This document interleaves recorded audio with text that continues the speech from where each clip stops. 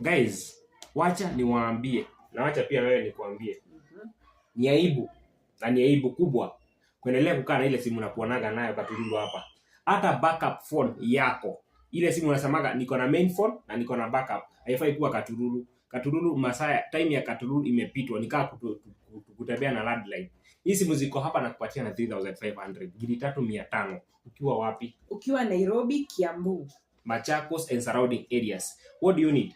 You need your original ID card, line ya Safaricom ambayo umeregister na ID yako, alafu sikuwa na deni yote. Kama ulikuwa umechukua pikipiki, ulikuwa umechukua simu, unafaa kwanza umalizie hiyo deni yote uweze ku access another phone on lipa mdogo mdogo watu credit.